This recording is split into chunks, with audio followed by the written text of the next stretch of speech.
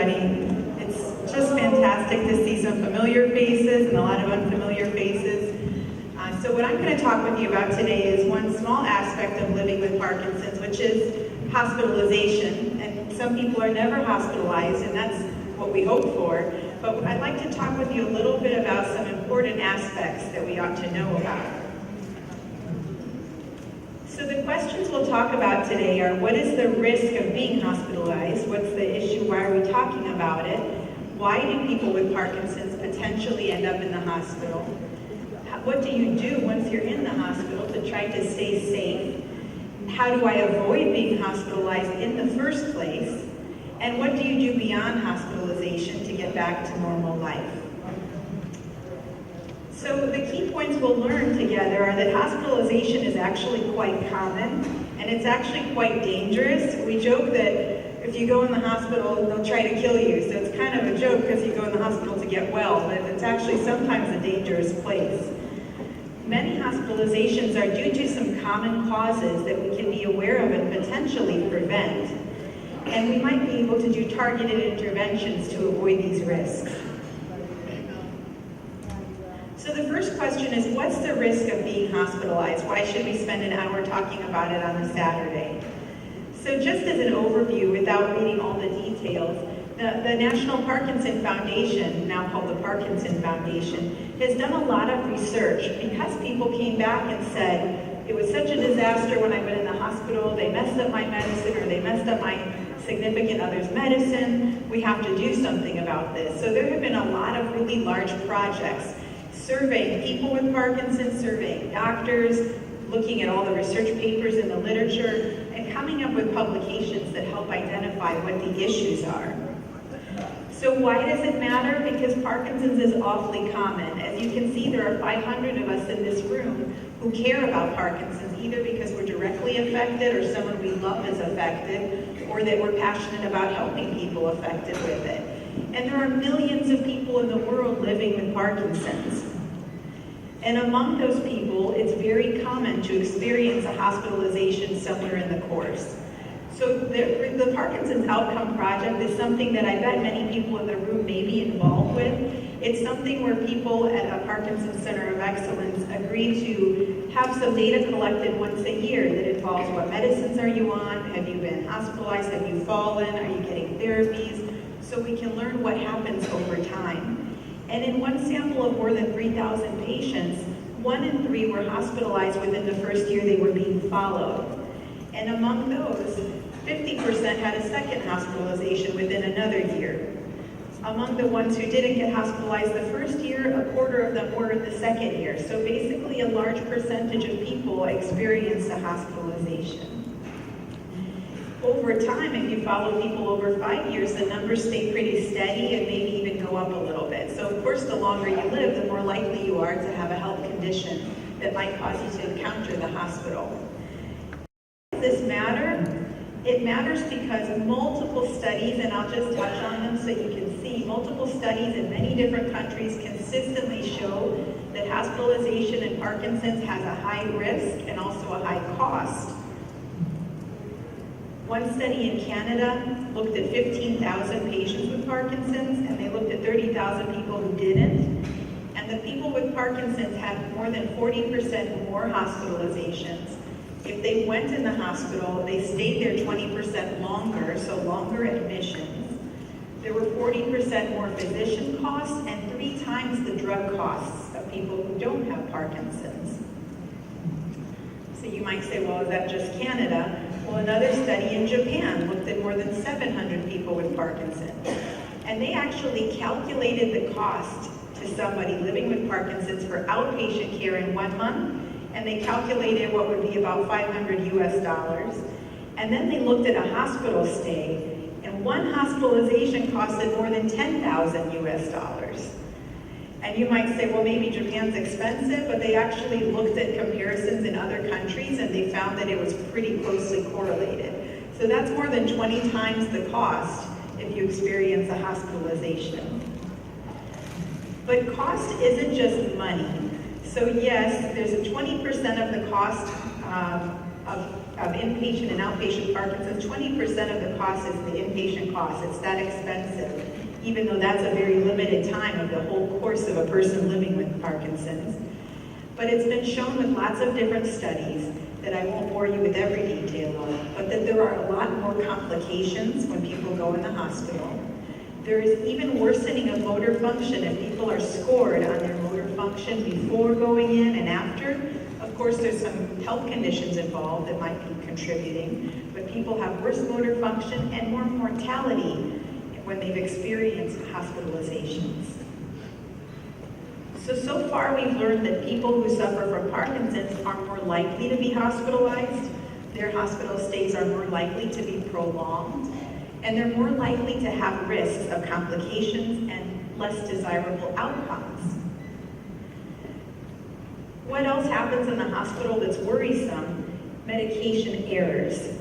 I bet that if I ask for a show of hands, and just for fun really quickly, whether you or someone you love has Parkinson's, if you are aware of someone going in the hospital and their medicine's getting messed up, raise your hand. So pretty good number of people. And by messed up, what do I mean? What I mean is people who don't live with Parkinson's are unaccustomed to how critical the timing of medications can be. So when you're in the hospital, there are normal standard medication delivery times. So 3 times a day might mean 8, 2, 8, there's certain times. And so for most medicines, like a blood pressure pill or maybe a stomach pill, that might be okay to have some flexibility. But with Parkinson's, the timing of the medication is critical for some people, especially the longer you've had Parkinson's. If you've only had it a year, you can be a little bit flexible. If you've had it a long time, you recognize that when it wears off, a person is more likely to have a fall, more likely to have trouble with their motor function and swallowing, and the hospital's not ready for that. One nurse has many patients, they're used to their schedule, they have to do things that they don't understand how critical the timing is. And believe it or not all doctors know how critical the timing is to people with Parkinson's. The other issue is that there are some medicines that actually can aggravate your symptoms if they're given to you. They can worsen Parkinson's function. And again, some doctors and some nurses may not be aware of that, and they may prescribe what could be a perfectly good medicine for someone else, but it could aggravate the symptoms of someone with Parkinson's. Delirium is a condition of confusion that can happen if you have Parkinson's or if you don't, when you have another medical condition like an infection. Somebody could have an infection and all of a sudden be confused or out of sorts. And going in the hospital, the risk of that increases. And of course, falls. People are not in their home environment. Their medicines aren't being given necessarily on their normal schedule. It's more likely for people to experience a fall, and even twice as likely. So it's interesting, the VA hospital has had a computer record for a very long time, and you can see in detail what was given and what time it was given when the pharmacy dispensed it. And so somebody did a study with more than almost 4,000 doses of medicine, and they actually looked to see what happened, and there were 675 incorrect medication situations. So 300 were just not even given. 300 were given 30 minutes late from the time that the person normally would get it, and 50 were given 30 minutes early, roughly. And so that's about one in a subset of those 89 medication administrations, 20% of patients got a contraindicated medicine. That means a medicine that can aggravate your Parkinson's. So that's just embarrassingly terrible, right? And so this was a target for intervention, which is why some things have been done to try to improve this. So I'm at a university hospital, the University of Florida, and sometimes at the university we think, well, surely we do better than that, because we tell everyone, and we should have more educated people, that are educated in these issues. But sadly, even at a university hospital, at a center of excellence, there were also 23% of encounters looked at that people got contraindicated medicines. So there is a huge need to improve this situation, and the first thing you can do is know yourself what you can say or your loved one can help you say if you're in the hospital, and we'll get to that. This is just a pause to show you a sidewalk that had a brain imprint. It's a coral fossil, it looks like a brain, and when you're a neurologist, you get really excited when you see brains where they don't belong. So when I walked upon this, my husband, I looked at him and he just said, "Go ahead, take a picture." So briefly, I'd say, why do people end up in the hospital? And one of those studies I told you about looked at what are the risk factors. And one obvious one is comorbidities. That means other health conditions. If you also got a bad heart, or you also have a blood pressure issue, or other stuff, you're more likely to end up in the hospital. The more severe people's Parkinson's is, and the way they determine that was some clinical stages or people who needed higher doses of medicine, they were more likely to end up in the hospital. People who have more trouble with their mobility, no surprise, are more likely to have things happen that end up in the hospital. TUG stands for timed up and go, so they decided by mobility, by this test where people stand up, walk a short distance, come back and sit down, and they time that, and whoever took longer they assume has worse mobility. The presence of DBS came up as a risk factor, but that's kind of tricky because they included hospitalizations that might have been for battery changes, so that's not necessarily something that's a dangerous thing. And hospitalizations associated with more caregiver strain. We're going to come back to the actual diagnoses that put people in the hospital, but I want to take a minute to talk a little bit about what we can do about all this. So the Parkinson Foundation has done some projects to look at patient education, meaning telling you what to do or what to know, giving resources to the healthcare community, teaching doctors and nurses and people who are involved in Parkinson care, and they launched something called the Aware in Care campaign. Has anybody heard of that? Not too many. Well, I'm glad then that you're here. So this is what went into the Aware in Care campaign. There's a little pouch, and inside that pouch is a brochure that talks about Parkinson and hospitalization. There's a little medical alert bracelet. But more importantly, there's a little notepad that has a list of medicines that are safe and medicines that should be avoided. And so for the ones that should be avoided, it's the safe alternative. Please don't give this, you can give this instead. And there's also a pocket card because believe it or not every hospitalization was planned. So people don't wake up and plan to have a car accident, people don't wake up and plan to have a fall that day. So most hospitalizations are not planned, and you may not have your pouch with you unless you keep it in the car. And so there's a wallet card that has all that information, so it's on you all the time. And these are available in some clinics that work with the Parkinson Foundation, but they're also available free on their website. You can request one to be sent to you. And I would strongly encourage people to do that because that little card can go a long way. They've also done some webinars, and you can find those on their website. If you Google Parkinson Foundation, there are links to free webinars that you can watch and listen to talks about these issues and others. That's Dr. Oken, one of my colleagues at the University of Florida. So here are some of the most important points.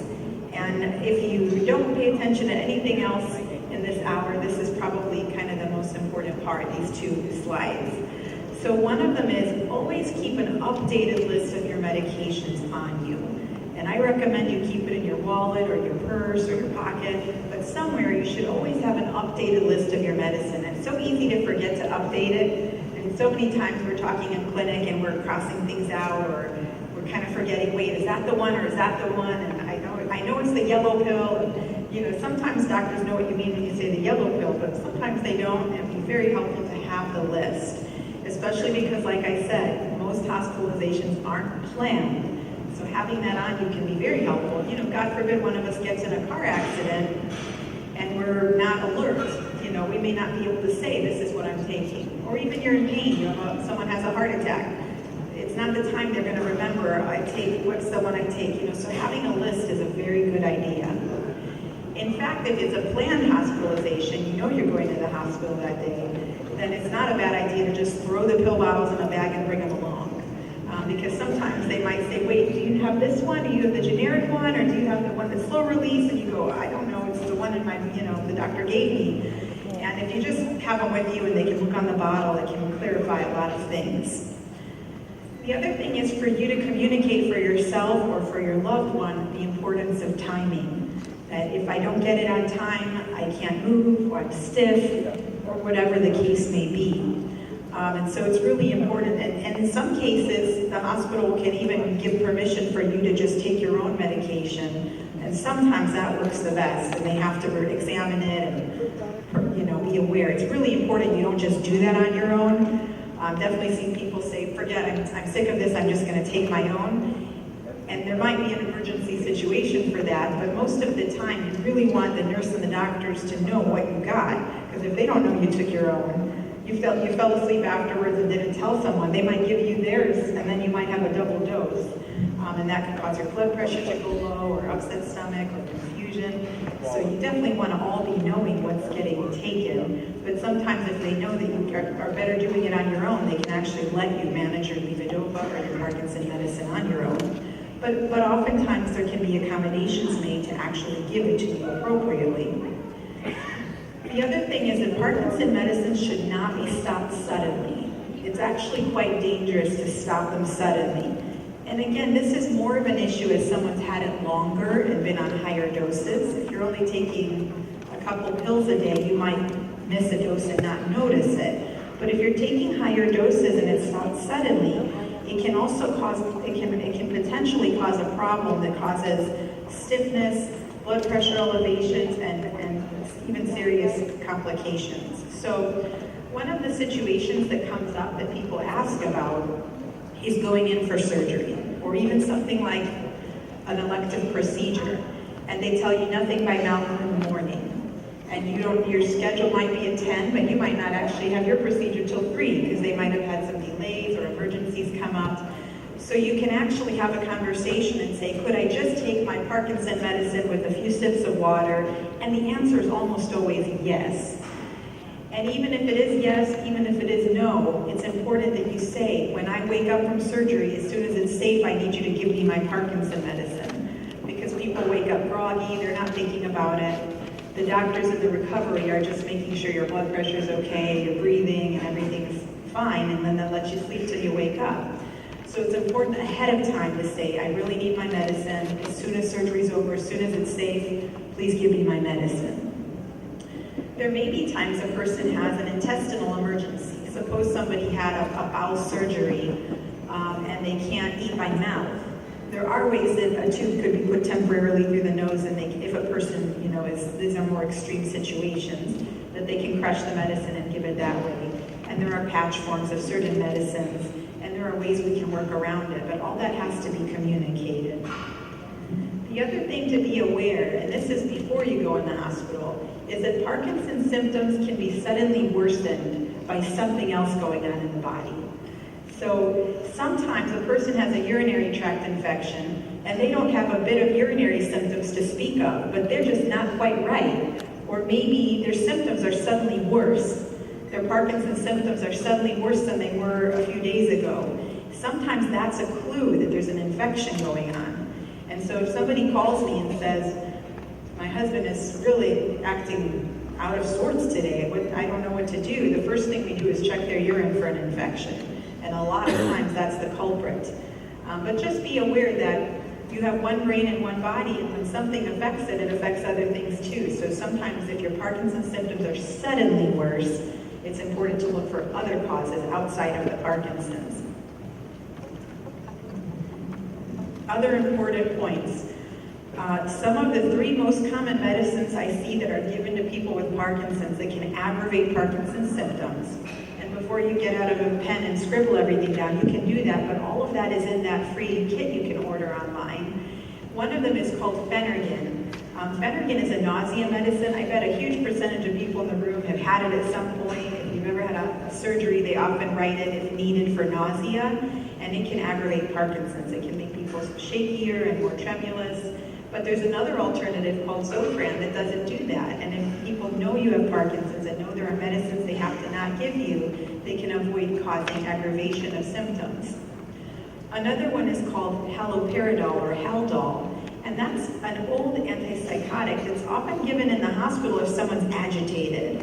And sometimes, particularly people who are older are more susceptible to this problem, or people who are more ill. People can get confused in the hospital and out of sorts. And sometimes the first thing people do is give them a medicine like haloperidol to help calm them down. But if you have Parkinson's, that can be a disaster because they can aggravate the symptoms significantly, and it may not even go away just right away. So it's really important that that's avoided, and there are other medicines that are safer alternatives that can be given. Another one is called Reglan or metoclopramide, and that's what we call a pro-motility agent. It's a gut mover. It helps people's guts get moving when they have a condition called gastroparesis, which is a slowing of the intestinal movements. But that medicine, and the tricky part is, this is a condition that comes up in Parkinson's. A lot of people, probably everyone with Parkinson's, if I ask if you have constipation sometimes, almost everyone says yes. And if it's severe, people can have a real hard time moving their bowels. And somebody who doesn't know better might say, I know what I can give you, it'll work great. But that'll actually make the Parkinson's way worse and even can have longer enduring problems with worsening of symptoms. So these are things that we think that the healthcare community would be super aware of, but unfortunately they're not. And so this is why we want you to know, and people in your life to know, so that you have a way to communicate on your own behalf. And we're doing our part to try to teach other doctors and teach pharmacists, but not every single one is gonna, be up to date on everything. And again, these medicines can be great for other people. So it's not like they're necessarily terrible doctors, but it's just that they may be ill-informed about the really nuanced specifics of Parkinson's disease. So you might think that that's a whole lot to take in all at once, and it is. But fortunately, all of that is in this pocket card. The pocket card says, medical alert, I have Parkinson's disease, which could make me move more slowly or have more difficulty with standing and speaking. I'm not intoxicated. I didn't think this was an issue, but I've had several people tell me they were nervous if they ever got pulled over, if someone asked them to walk a line, or if their speech sounded a little bit, if their articulation wasn't perfect. Are they going to think I'm on something or I'm drinking? And so that just to try to kind of offset that issue. And then it's got the list, you can't see it from far away, but it says, I have Parkinson's, I need my medication on time, every time, and some details about that, as well as the list of contraindicated medicines and the alternatives. Sometimes if you just say, I need my medicine on time, every time, or if your wife or husband or partner says, he needs his medicine all the time, and they might just say, oh, here's another one, this is somebody that's just sort of a demanding person, and they don't understand that this is really critical. So sometimes it's helpful to say, see, the Parkinson Foundation said this is official, this is not just me, complaining in your ear. Sometimes it's empowering to have that. And it also comes with a little notepad that has tear-off sheets, so it's like a whole notepad of this. So you can just pass them out to everybody you come into contact with. So you have several of them in there. And I actually have one in Spanish too, so that's kind of nice too, if that's helpful for some people. Okay, so I told you I was going to come back to why do people end up in the hospital? And so the interesting thing is there are some really common themes of why people end up in the hospital that we can actually work on. So there's a saying, an ounce of prevention is worth a pound of cure, and that's kind of what we're after, is how can we prevent all this bad stuff from happening? And which diagnoses should we focus on to kind of educate about? So there are several studies that have looked at people with Parkinson's that go in the hospital and tried to figure out what are the reasons that most commonly get involved. So this study looked at more than 5,000 admissions, and this takes a huge amount of work and time and effort to collect that much information, so it's really valuable. And they looked at the non-elective admissions, so they didn't look if you went in on purpose for something. They looked at when you ended up there, you weren't planning on it that morning. And 40% of those were Parkinson related. One of the most common reasons, not too surprising, was falls or fractures. So people ended up with injuries that ended up in the hospital. Another third of them were due to infections, various infections. That could be a pneumonia or a urinary tract infection or other. Almost 20% were related to Parkinson's motor function, and a good chunk of them were blood pressure related. And that's because with Parkinson's, the blood pressure issues that can come up, one of them Dr. Deeb talked about, which is orthostatic hypotension. When you stand up and your blood pressure drops and you get kind of woozy and maybe even pass out. The other one is even more than just with postural changes. what we call dysautonomia, which is sort of like everything's out of whack, and the blood pressure can go really high and it can go really low, and sometimes even unpredictably. So people could go to the hospital because it's really high, but just an hour later it could drop really low, and those get tricky to manage and really need a specialist involved most of the time. But those are some of the reasons. Another study in Canada looked at 15,000 patients, 30,000 who didn't have Parkinson's, to say what's more common in people with Parkinson's that we should focus on. Aspiration pneumonia was a huge risk factor for hospitalization, 6 times the frequency of people the same age who don't have Parkinson's. So what does aspiration pneumonia mean? You kind of have 2 pipes, the windpipe and the food pipe. And when you have Parkinson's, you could experience a problem where your body's not as good at keeping stuff from protecting your airway, keeping stuff from going down the wrong pipe, which can cause choking or pneumonia if it goes into the airway.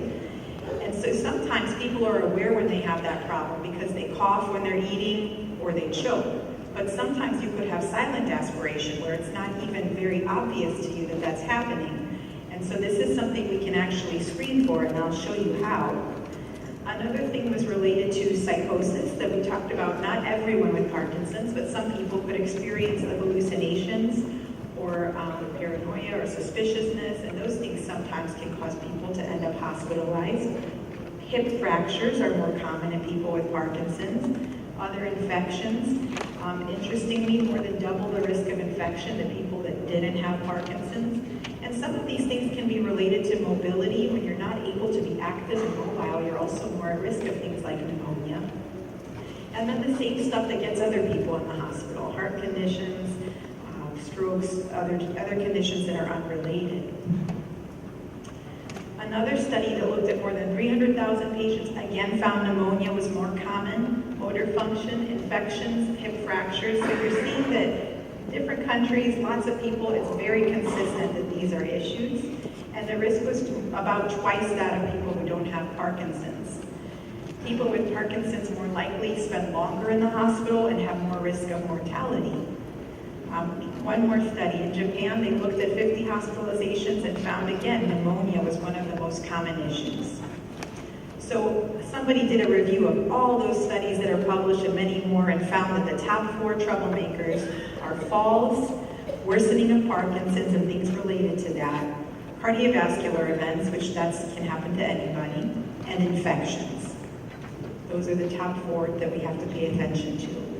So how do we reduce hospitalizations? Well, we've identified the common causes, so we have to do active strategies to try to prevent those.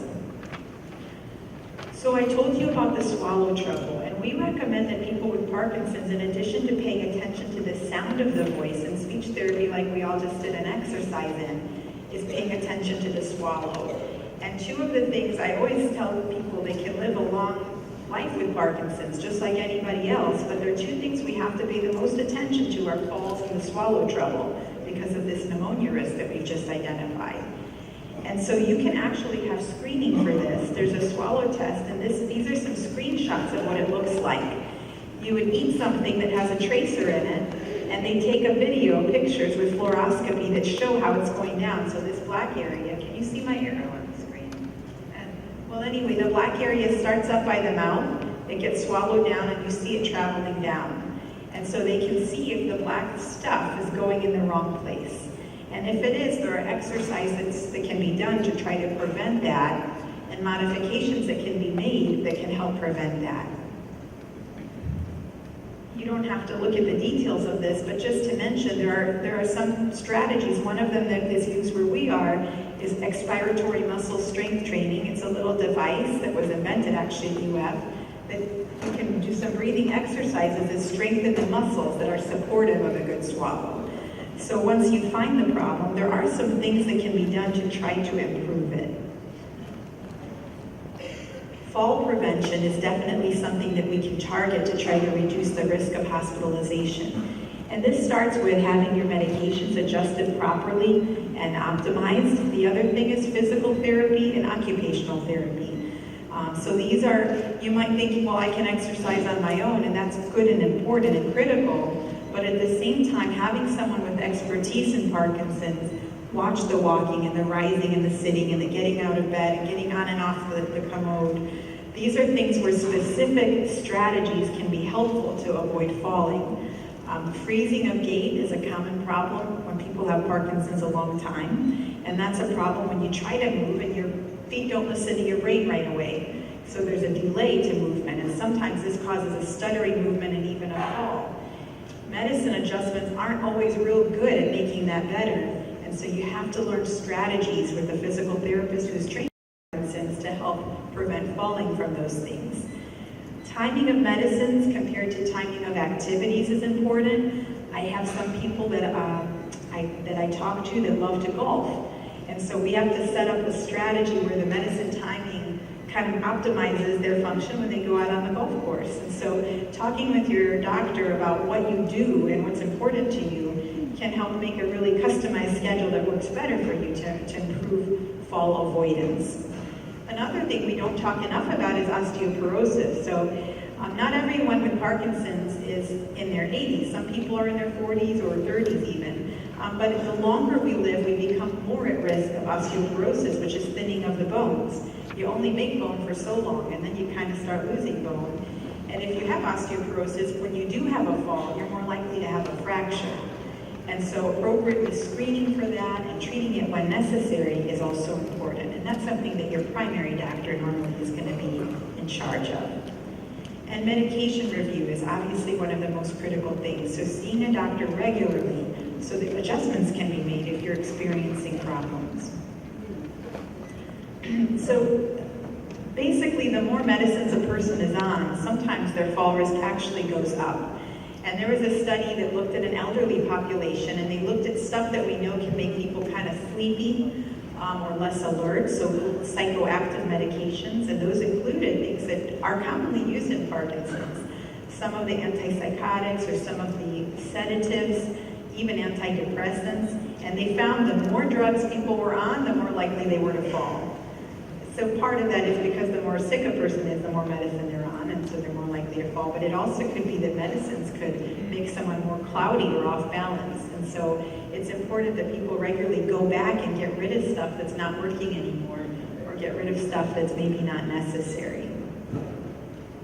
People who were on 3 or 4 medicines of these nature had a double risk of falling. So an interesting question is it worth having a neurologist specifically? And there's a gator in the water there, because if you live in Gainesville, sometimes you just come upon them. So I'm just strolling down the sidewalk and I just saw gators swimming around. And I'm an Indiana girl, so that was really weird for me, because we don't have alligators, roaming about. But you have to, the gator is to say, be careful what you answer, because I'm a neurologist. But it's actually been studied that having a neurologist is useful, and I would say having a movement disorder specialist is probably even more useful, but at least somebody who's experienced with Parkinson's. And so it was looked at that people who have regular neurologist visits also have less risk of hospitalization, less risk of traumatic injury, and that was done from big amounts of Medicare data where they looked at numbers of falls and number of visits, and they figured that out. It's also been shown that people who are followed carefully have less home care, less emergent care, less inpatient care. Again, just touching on orthostatic hypotension that Dr. Dean brought up, this is an important issue for hospital prevention and fall prevention, because when people stand up quickly and their blood pressure drops, it's a risk of falling, it's a risk of passing out. And so staying hydrated, drinking fluid is so important. And I know some people are saying, well, then you run to the bathroom all night if you want me to drink more water. But you can time the water drinking to the first half of the day more heavily. It's very important. If you don't drink enough water, you're going to be constipated, you're going to have orthostatic hypotension. So that's really important. And then there are other things. Some of the medicines that are used for really common conditions, like help people urinate who have enlarged prostates, or help people not have to run to the bathroom urgently, those medicines sometimes aggravate this problem. And so one doctor might be giving you something to help a different problem that actually aggravates this Parkinson-related problem and causes worsening. So going back to the list of medicine and saying, am I on anything that could be aggravating this, is really important. Dr. Dean told you that this is one of the times that we say salt is okay if you're experiencing those drops when you stand up. Sometimes moving your legs before you stand up.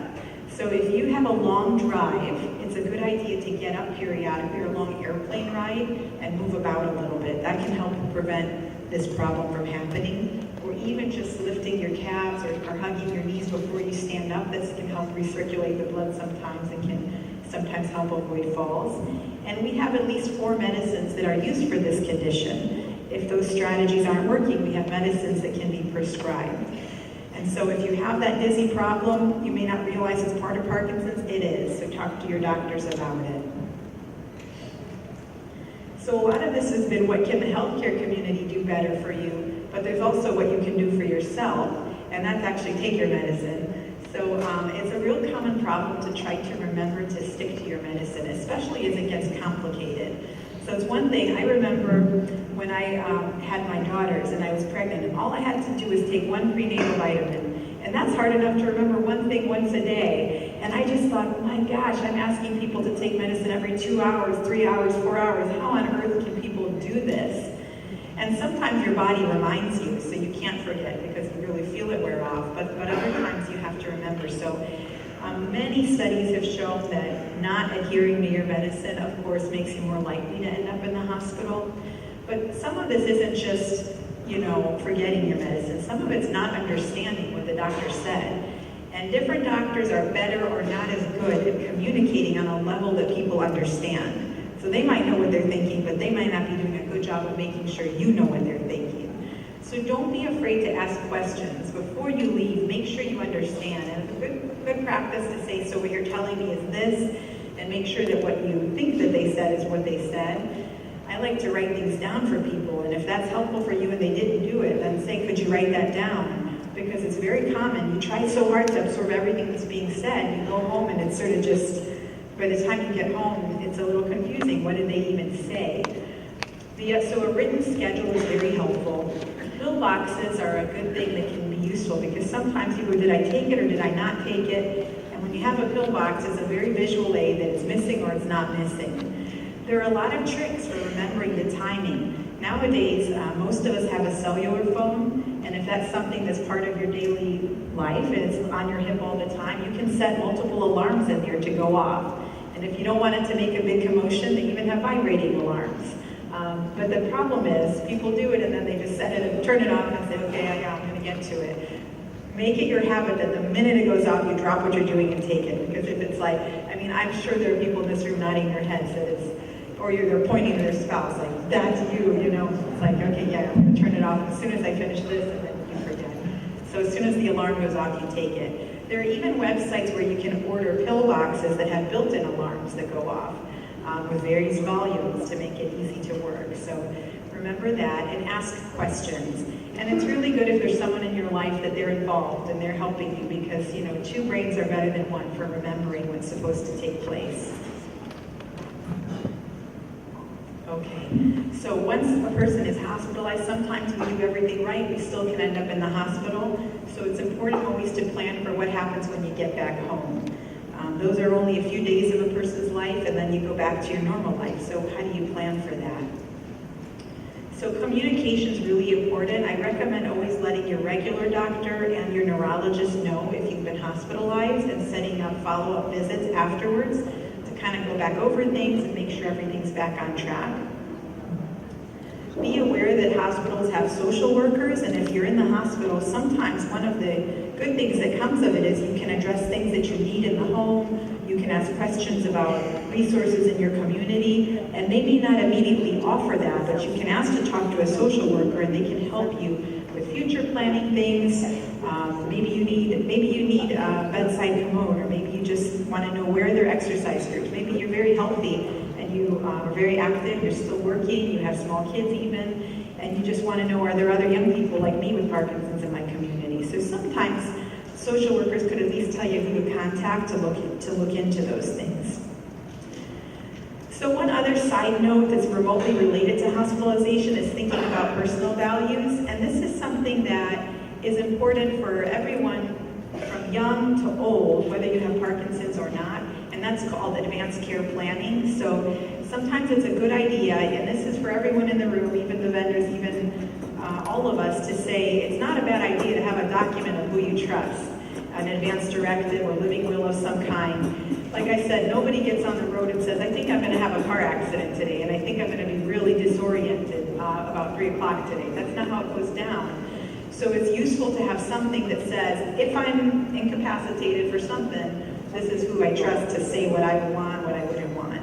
And this is like, there's a good push now in the healthcare community, unrelated to Parkinson's, where a lot of hospitals, the minute you go in, they'll ask you, do you have an advance directive, do you have a living will?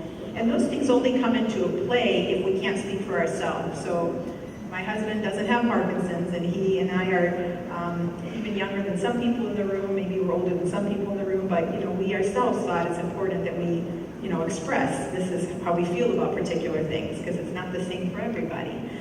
Some people would say, I have 2 parents, and I always say one of them would say, hang me upside down from a tree if I need to be kept alive, do everything, jump on me, pound on my chest, do everything. My mom would say, don't even touch me, just let me go. If I could tattoo it on my chest, that's what I would say. And these aren't necessarily anything to do with Parkinson. It's just sort of, if we're talking about hospitalization, it's useful to say, it's always good when you're in a good position to kind of express what you would want to say if you ever were, for some reason, incapacitated. So on a positive note, sometimes good stuff comes out of a hospitalization. So sometimes it's an opportunity to get referred for rehab therapies. Sometimes it's an opportunity to get somebody to start fresh and look at all the medicines and kind of put things in order, or maybe refer you for something you're not getting that can be useful. Sometimes there are nutritionists in the hospital. There are different things that sometimes it actually helps when you actually get better. Sometimes a person's having an infection, they get treated and they just get better. So not everything is bad from being in the hospital. But it's just important to talk about the things that are not always good so that we can try to prevent them and improve upon them. So what we talked about, and hopefully what I convinced you, is that hospitalization is very common, it's dangerous sometimes, and that many of the hospitalizations are due to causes we can try to prevent, like falling and like swallow troubles, and we might be able to reduce some of this by certain targeted interventions. Also remember, it takes a village. We met some of our rehab therapists just earlier. It's important that sometimes it's not just the doctor, it's actually the speech therapist, the physical therapist, occupational therapist, sometimes there's a psychiatrist, sometimes the primary doctor. Maybe they need to help you address your heart so you don't end up in the hospital from your heart. So it's important to realize the whole healthcare team has to be involved. This is just our team that you have. And I also emphasize that wellness is an important thing outside of just one particular health condition. So it's important to have social connection. It's important to do things that make you feel valuable. It's important to have outings outside of your house. It's important to be physically active. It's important to find outreach to other people and realize you're not alone sometimes. So there are lots of different ways to do that and to stay educated, and I encourage you to take advantage of some of those things. And so avoiding hospitalization, the goal is to help us stay doing what we enjoy doing, and these are 2 of the things I enjoy doing all the time. And this is my email address. If anyone has questions, you can always send me a message. I'd be happy to talk to you.